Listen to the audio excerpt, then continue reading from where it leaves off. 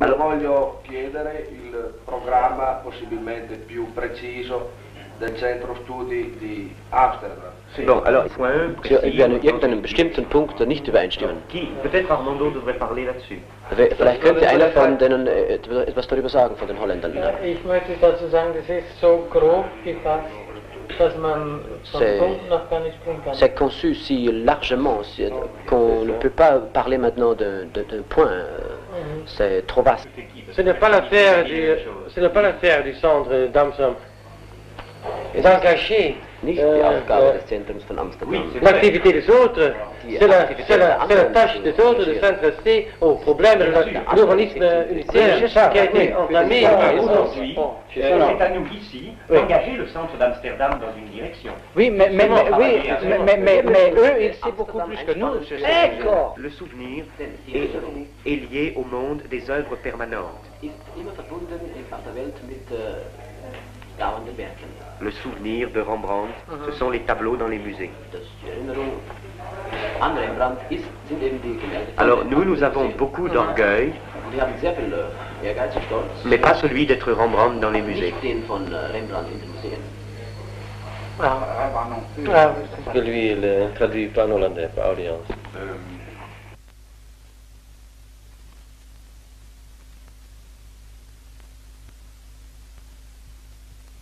Ce quartier était fait pour la dignité malheureuse de la petite bourgeoisie, pour les emplois honorables et le tourisme intellectuel.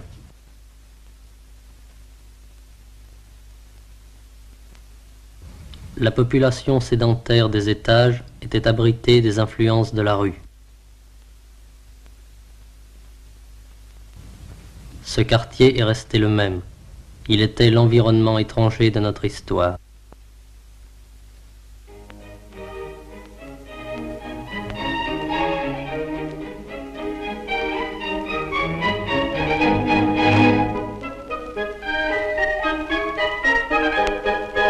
Ici était mis en acte le doute systématique à l'égard de tous les divertissements et travaux d'une société, une critique globale de son idée du bonheur. Ces gens méprisaient aussi la prétendue profondeur subjective. Ils ne s'intéressaient à rien qu'à une expression suffisante d'eux-mêmes, concrètement.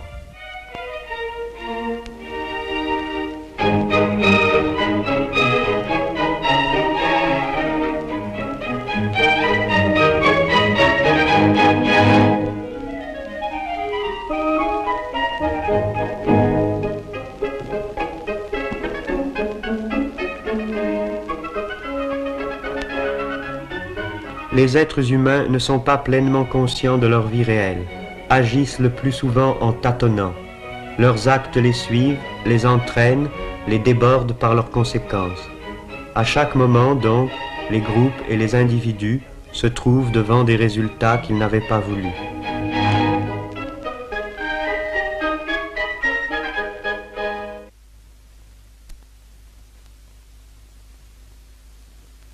Ils disaient que l'oubli était leur passion dominante. Ils voulaient tout réinventer chaque jour, se rendre maîtres et possesseurs de leur propre vie.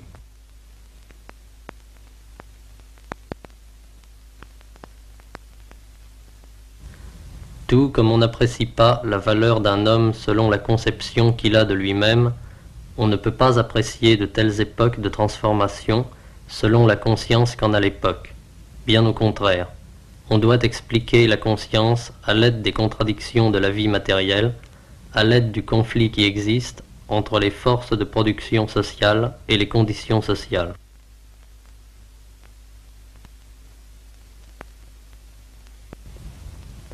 L'élargissement de la vie quotidienne n'avait pas encore suivi les progrès atteints dans la domination de la nature.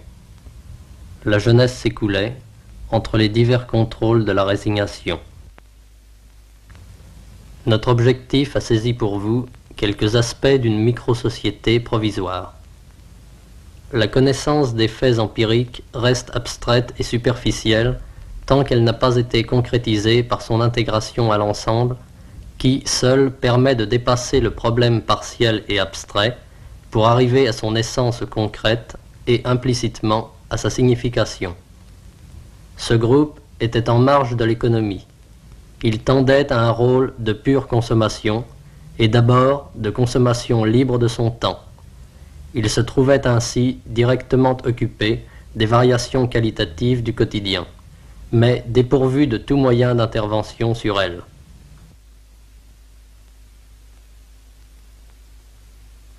L'aire de déplacement de ce groupe était très réduite. Les mêmes heures ramenaient aux mêmes endroits. Personne ne voulait dormir tôt. La discussion sur le sens de tout cela continuait.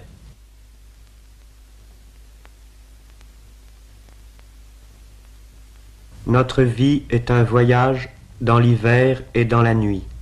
Nous cherchons notre passage.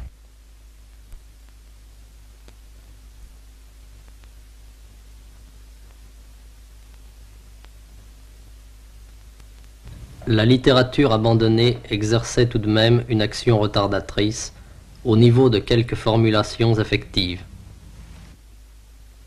Il y avait la fatigue et le froid du matin dans ce labyrinthe tant parcouru, comme une énigme que nous devions résoudre. C'était une réalité en trompe-l'œil, à partir de laquelle il fallait découvrir la richesse possible de la réalité.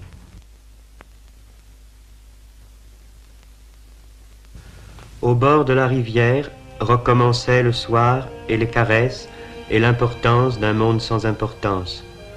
Comme les yeux regardent beaucoup de choses confusément et n'en peuvent voir distinctement qu'une, de même la volonté peut imparfaitement tendre à divers objets et ne peut parfaitement en aimer qu'un à la fois.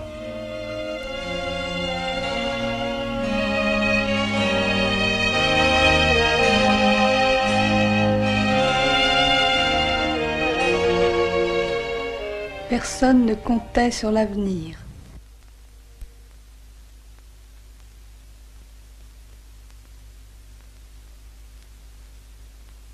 Il ne serait pas possible d'être ensemble plus tard et ailleurs qu'ici.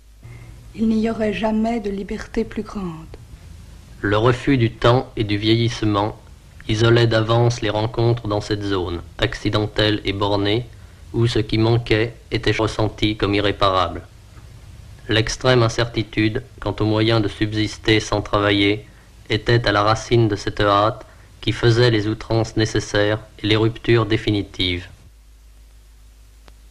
On ne conteste jamais réellement une organisation de l'existence sans contester toutes les formes de langage qui appartiennent à cette organisation.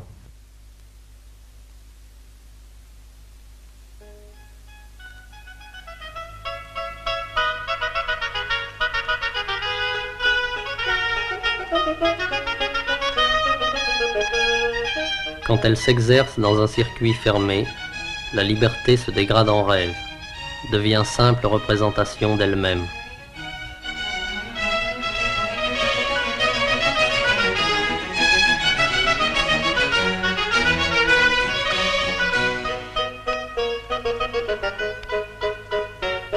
L'ambiance du jeu est par nature instable.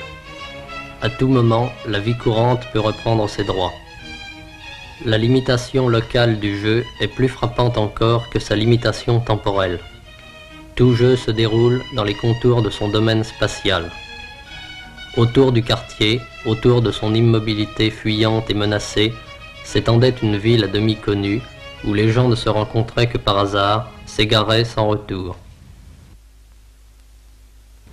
Les filles qui se trouvaient là, parce que jusqu'à l'âge de 18 ans, leur famille disposait légalement d'elles, étaient fréquemment ressaisies par les défenseurs de cette détestable institution. Elles étaient couramment enfermées sous la garde de ces êtres qui, entre tous les mauvais produits d'une mauvaise société, apparaissent les plus laids et les plus répugnants des religieuses. Ce qui, le plus souvent, permet de comprendre les documentaires, c'est la limitation arbitraire de leur sujet. Ils décrivent l'atomisation des fonctions sociales et l'isolement de leurs produits.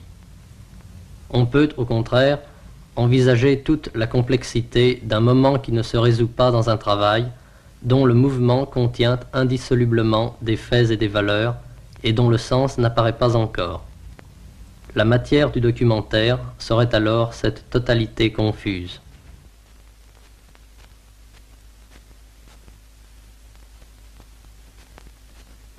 L'époque était parvenue à un niveau de connaissances et de moyens techniques qui rendait possible et de plus en plus nécessaire une construction directe de tous les aspects d'une existence affective et pratique libérée. L'apparition de ces moyens d'action supérieurs, encore inemployés à cause des retards survenus dans la liquidation de l'économie marchande, avait déjà condamné l'activité esthétique, dépassée quant aux ambitions et quant au pouvoir. Le dépérissement de l'art, et aussi bien de toutes les valeurs des anciennes conduites, avait formé notre base sociologique. Le monopole de la classe dominante sur les instruments qu'il nous fallait contrôler pour réaliser l'art collectif de notre temps nous avait placés en dehors même d'une production culturelle officiellement consacrée à l'illustration et à la répétition du passé. Un film d'art sur cette génération ne sera qu'un film sur l'absence de ses œuvres. Les autres suivaient sans y penser les chemins appris une fois pour toutes vers leur travail et leur maison, vers leur avenir prévisible. Pour eux déjà, le devoir était devenu une habitude et l'habitude un devoir. Ils ne voyaient pas l'insuffisance de leur ville, ils croyaient naturelle l'insuffisance de leur vie.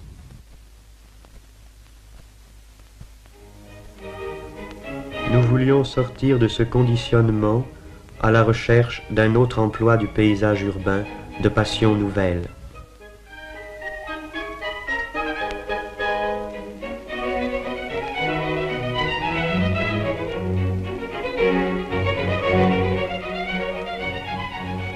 L'atmosphère de quelques lieux nous faisait sentir les pouvoirs à venir d'une architecture qu'il faudrait créer pour être le support et le cadre de jeux moins médiocres. Nous ne pouvions rien attendre de ce que nous n'aurions pas modifié nous-mêmes. Le milieu urbain proclamait les ordres et les goûts de la société dominante avec une violence égale à celle des journaux. C'est l'homme qui fait l'unité du monde, mais l'homme est répandu partout. Les hommes ne peuvent rien voir autour d'eux qui ne soit leur visage, tout leur parle d'eux-mêmes, leur paysage même est animé. Il y avait partout des obstacles. Il y avait une cohérence dans les obstacles de tout genre. Ils maintenaient le règne cohérent de la misère.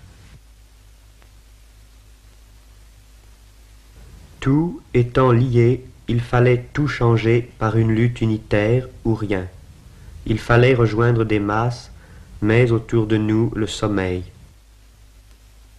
La dictature du prolétariat est une lutte acharnée, sanglante et non sanglante, violente et pacifique, militaire et économique, pédagogique et administrative, contre les forces et les traditions du vieux monde.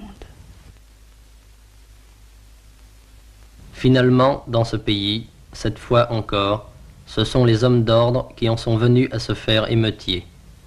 Ils ont assuré davantage leur pouvoir. Le grotesque des conditions dominantes, ils ont pu l'aggraver selon leur cœur. Ils ont décoré leur système avec les pompes funèbres du passé. Des années, comme un seul instant prolongé jusque-là, prennent fin. Ce qui était immédiatement vécu reparaît figé dans la distance, inscrit dans les goûts et les illusions d'une époque, emporté avec elle.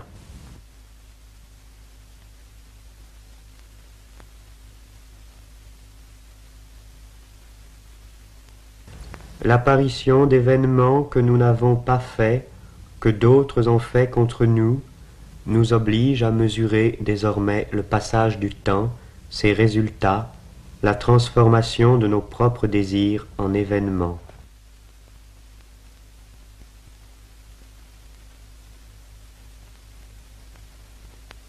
Ce qui différencie le passé du présent est précisément son objectivité hors d'atteinte. Il n'y a plus de devoir-être. L'être est à ce point consommé qu'il a perdu l'existence. Les détails sont déjà perdus dans la poussière du temps. laquelle avait peur de la vie, avait peur de la nuit, avait peur d'être prise, avait peur d'être gardée. Ce qui doit être aboli continue, et notre usure continue avec. On nous abîme, on nous sépare. Les années passent et nous n'avons rien changé.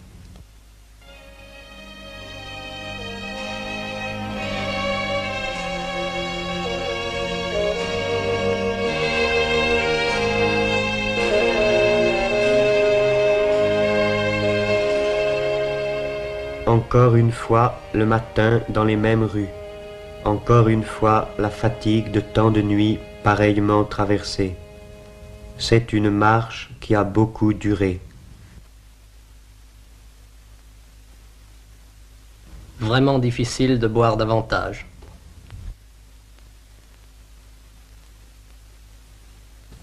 Évidemment, on peut à l'occasion en faire un film. Cependant, même au cas où ce film réussirait à être aussi fondamentalement incohérent et insatisfaisant que la réalité dont il traite, il ne sera jamais qu'une reconstitution, pauvre et fausse comme ce travelling manqué.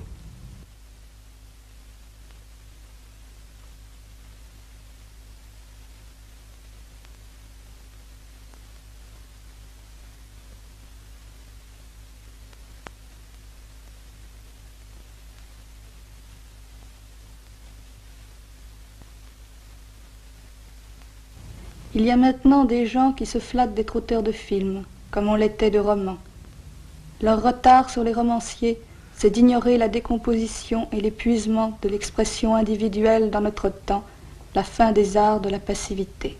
On entend louer leur sincérité puisqu'ils mettent en scène, avec plus de profondeur personnelle, les conventions dont ils sont faits. On entend parler de libération du cinéma, mais que nous importe la libération d'un art de plus, à travers lequel Pierre, Jacques ou François pourront exprimer joyeusement leurs sentiments d'esclaves. L'unique entreprise intéressante, c'est la libération de la vie quotidienne, pas seulement dans les perspectives de l'histoire, mais pour nous et tout de suite. Ceci passe par le dépérissement des formes aliénées de la communication. Le cinéma est à détruire aussi.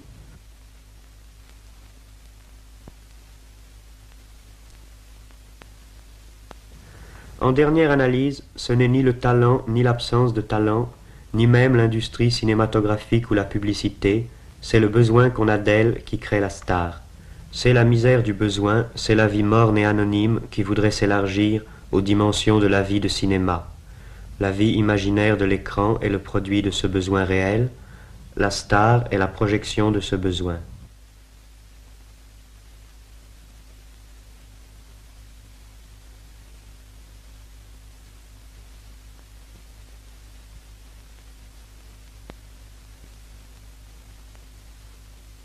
Les images des entr'actes conviennent mieux que toutes les autres pour évoquer un entr'acte de la vie.